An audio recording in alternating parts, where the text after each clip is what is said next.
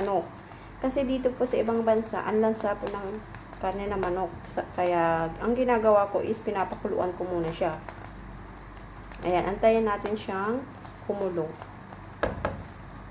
So, ayan guys, habang pinapakuluan natin ang ating manok, kailangan na natin maggisa ng sibuyas at tsaka bawang. Kailangan na natin maggisa ng sibuyas at bawang. So, ang una natin ilalagay is ang butter.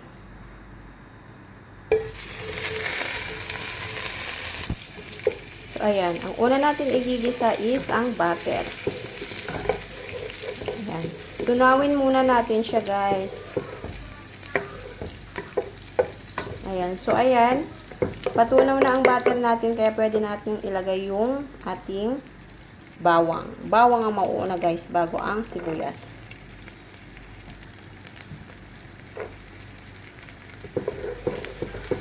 Haluin lang natin siya hanggang maging golden brown or medyo brown. So, ayan, medyo brown na siya. So, kailangan na natin ilagay yung ating onion.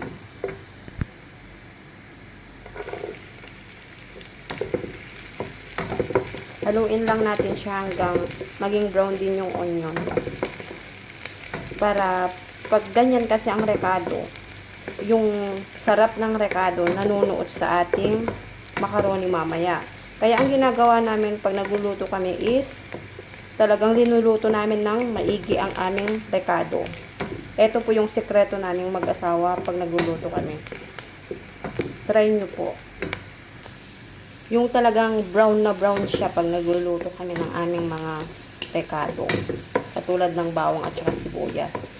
Para yung sarap ng rekado manunuot or mapupunta sa kailaliman ng ating lulutuin. Ganon. Ayan. Haluin lang natin hanggang maging brown silang dalawa. O, ayan. Naging brown na silang dalawa. So, kailangan na natin ilagay yung ating manok na pinakuluan na natin kanina. So, eto na po. So, eto na yung ating manok. So, ayan. Okay na siya. So, kailangan na natin siyang salahin. Ayan. Hugasan lang natin siya ng konti. Ayan, okay na siya. So, ayan, pwede na natin siyang ilagay. Saka natin siya haluin. Haluin lang natin siya ng mabuti para yung sarap ng rekado is mapunta sa ating manok. Ayan. Hayaan lang natin siyang konti. Habang niluluto natin, kailangan natin siyang lagyan ng paminta or black pepper. Ayan. Saka natin siya haluin. Ayan, maaamoy mo talaga guys na ang bango-bango. Ayan, amoy pa lang busog ka na. O, diba? Bongga. Ayan, haluin lang natin siya ng mabuti guys ha.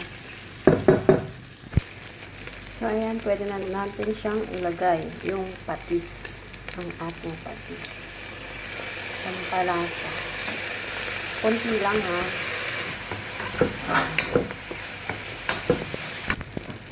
So, ayan, guys. Medyo luto na yung ating chicken. So, ngayon, kailangan na natin ilagay yung ating macaroni.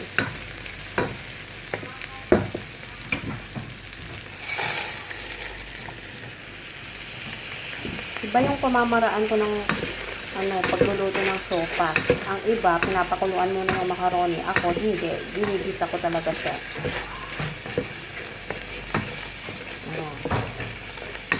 So, antayin lang natin siya ng kahit 2 minutes. So, ayan. Kailangan na natin ilagay yung ating condensed full cream or evaporated milk. Ayan. Ayan, guys. So, haluin lang natin siya.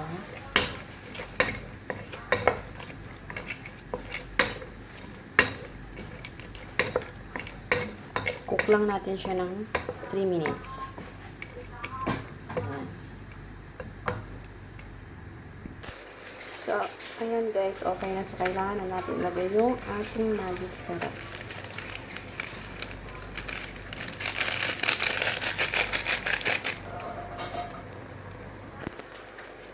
Saka natin siya hahaluin. Pag nahalo na natin siya, pwede na natin ilagay yung ating tubig.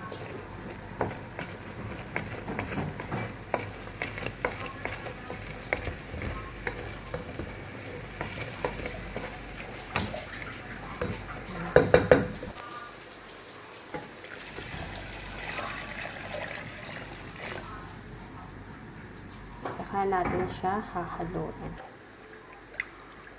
Ayan. Hayaan lang natin siya hanggang kumulo.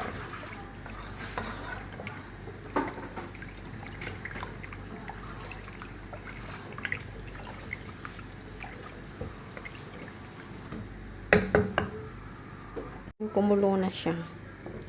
So, kailangan natin siyang haluin para hindi dumikit dun sa kailaliman ng ating kaldero. Ayan. Tapos, check natin kung luto na yung ating macaroni.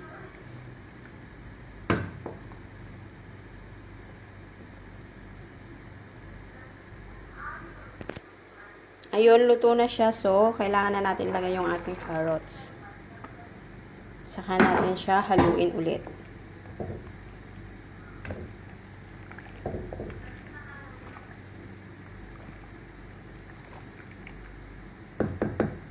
Ayan, lagyan na natin siya ng asin. Ayan. Saka natin siya ulit haluin.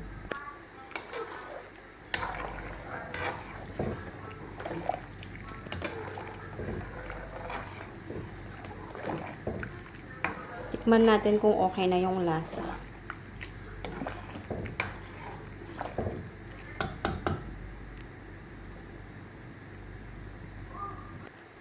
So, ayan. Mulo na siya ulit. Lagay na natin ang ating repolyo or cabbage. Saka natin ulit haluin. Ayan. Haluin lang natin siya ng bahagya. Pagkatapos na natin siyang mahalo, i-switch off na po natin ang ating kalan. Yun po ang the best para yung repolyo po is hindi po siya ma-overcook. Kasi madaling maluto ang repolyo. So, ngayon, switch off na natin yung kalan. Tapos, saka natin takpan. So, yung init ng kaldero, yung nasa loob pa niya, siya yung magluluto sa repolyo. So, takpan na natin siya, guys. Patayin na natin yung ating apoy. Saka natin siya takpan. So, ayan. Ayan. So, panghuli kong linalagay ang hotdog kasi pinakuluan ko na siya kanina. So, lalagay ko na lang siya ng ganito. Tapos, haluin natin ulit. Ayan. So, ayan. Okay na siya. Ayan, okay na siya. Yummy! Ito na yung ating creamy, yummy sopas. Ayan.